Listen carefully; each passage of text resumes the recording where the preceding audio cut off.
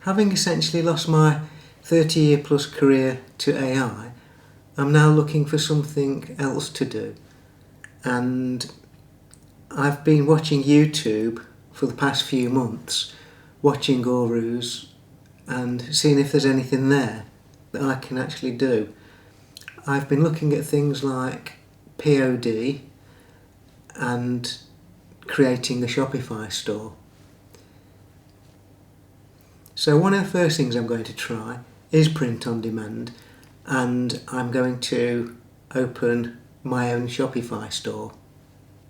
But also I've decided to record this progress and create this YouTube channel.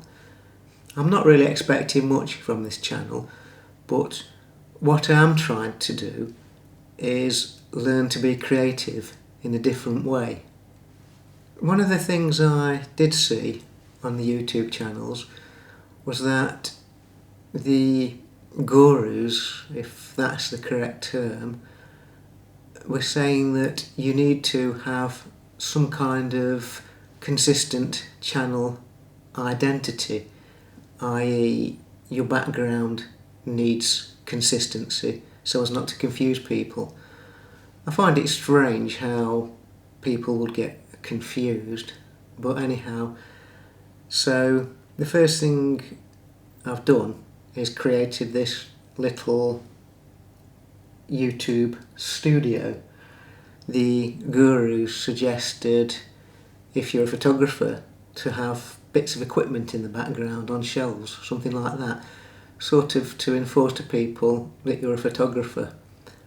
Apparently it doesn't matter much what you say, provided you've got a piece of equipment all around you, because nothing demonstrates the fact that you're a photographer than having shelves with equipment on, apparently. Anyhow, so following that advice, I went to Costco and purchased a few things. This table, which was very cheap, and a couple of racks, which were also very cheap, and a nifty little chair. So this is my starter studio. One of the main reasons I want to do this is so that I can make use of equipment that I've collected over the years, and I just want to use it.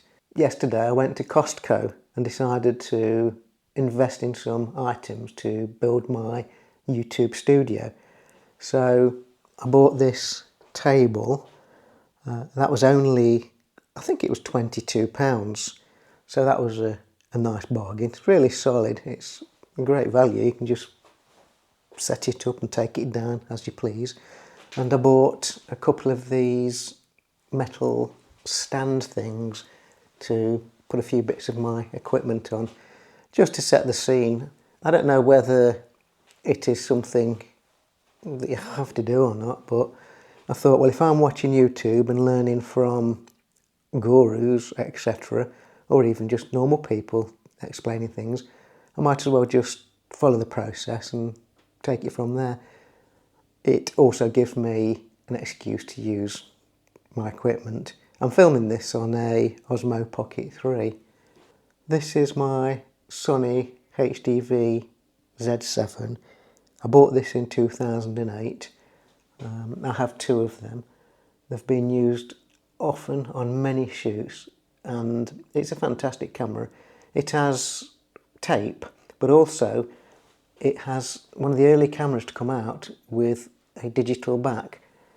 So whilst filming on tape, it is simultaneously recorded onto compact flash discs, which is brilliant. A 16 gigabyte disc held about an hour of footage, so you could put a tape in and a 16 gigabyte compact flash disc, and you'd have it was brilliant as a sort of a security backup. So when doing weddings, it was a fantastic camera because, you know, if you had a dodgy tape, or you did get dropouts on tape from time to time, but the idea was, in reality, you would film with these cameras and just copy the digital files and work on the digital files. The tapes just acted as a backup, so they were great cameras.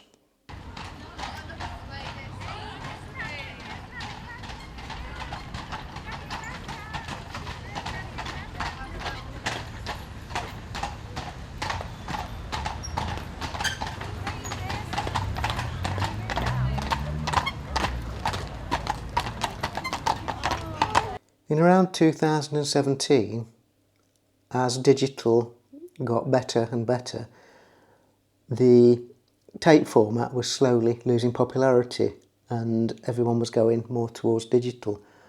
And in around, I think it was 2017, 2018, I got this camera, a Canon XF400.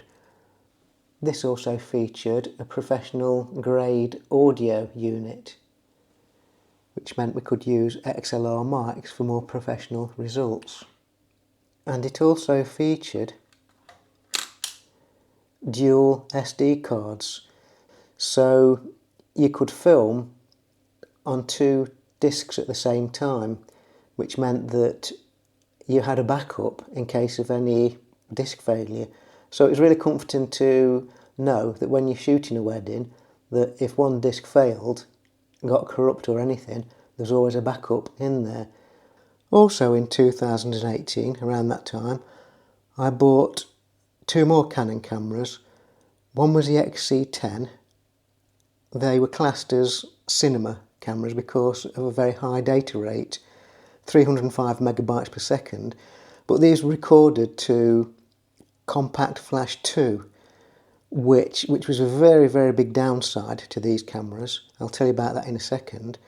The XC10 came just as a camera unit. It's got a basic microphone in it, so it can record audio, but it isn't the best quality. Then a few months later came the XC15, which is virtually identically the same camera, but with the addition of a professional audio unit. Again, this could accept XLR microphones or other sound inputs. With the data rate of these cameras being 305 megabits per second, the film quality, the 4K footage, is really nice quality. But there's a huge downside to these cameras, and that is the compact flash that they use. They don't use standard compact flash, which is very cheap. They use Compact Flash 2, which is a high data rate card, and they are incredibly expensive. You can see that it takes both Compact Flash 2 and SD. The unfortunate thing is though, if you use the SD card, it only records in 1080p. It doesn't do 4K. At the time when I bought this Delkin Devices CFast 2 card, 256 gigabytes, it was nearly £500. So when you consider at the time that the camera itself was £2,500, just 5 of them cards was the same price as the whole camera. The extreme cost of these CF2 cards made it hard for this camera to become popular. Although these cards are prohibitively expensive for most people, the main reason I got this camera was to use it as an overview, because on many shoots I used to set a camera up on a tripod, so you used to set it with a bit more of a wider scene to take in. So the fact that this camera has a very good data rate, 305 megabits per second, it created files with great sharpness and clarity, and I was able to crop into it quite a lot in post-production, and it was almost like having at the time a second camera. Over the years I've shot on many analogue cameras, i.e. film cameras, and progressed through digital, and at the moment my current camera is a Canon R6 Mark II. I've also got a M6 Mark II and an M50, plus a few tiny cameras and some lenses. I also bought this dinky little chair from Costco to complete my YouTube studio. One thing I found a bit strange when I went to Costco's was it was absolutely jam-packed. Now, I went at 3 o'clock on an afternoon, and it's normally getting quieter at that time, but it was really packed. And one thing I noticed was the fact that there was no toilet rolls. So what's that all about? I know there's a bit of a hassle at the moment with ships in a certain part of the world. With an actual rush on Costco toilet paper, perhaps there's a shortage. Is it possible that Costco cargo ships are not able to get their supplies of toilet paper through that narrow gap?